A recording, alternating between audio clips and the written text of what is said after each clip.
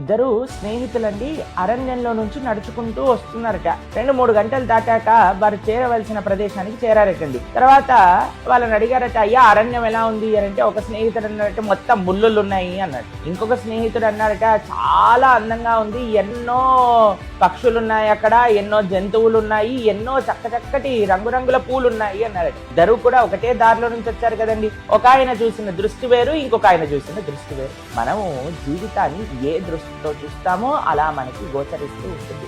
మంచిని చూడగలిగితే మంచి కనిపిస్తుంది, చెడుని చూస్తే చెడే కనిపిస్తుంది. మన చేతుల్లో ఉంది మనం ఏం చూస్తామని. హరే కృష్ణ.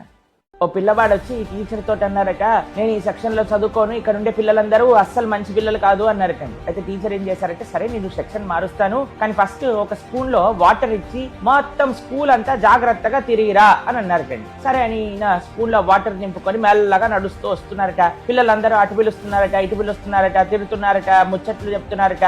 కానీ ఈయన మాత్రం ఈ పని పైన జాగ్రత్తగా మనసు పెట్టి తిరిగి వచ్చారటండి. గురువు గారికి ఇచ్చారట. టీచర్ అడిగారట, అయ్యా ఇప్పుడు ఏమన్నా నీకు ఏదైనా చెడు విషయాలు వినిపించాయా, చెడు వ్యక్తుల యొక్క సాంగత్యం చేసావా? లేదండి, ఎక్కడ ఈ నీళ్ళని చూసుకోవటంలోనే అయిపోయింది. అప్పుడు ఆ గురువు గారు అన్నట్ట, నానా చెడు వ్యక్తులు అన్ని చోట్ల ఉంటారు, కానీ మనం చేసే పని పైన శ్రద్ధ పెడితే అవన్నీ కూడా మనకి తెలియకుండా ఉంటాయి. కానీ ఎప్పుడైతే మనం శ్రద్ధ కోల్పోతామో అప్పుడే మిగతా వాళ్ళ యొక్క ప్రభావం మన పైన ఉంటుంది అని. అప్పుడు ఆ పిల్లవాడు చక్కగా శ్రద్ధగా అదే క్లాస్ లో చదువుకుంటూ ఉన్నాడట.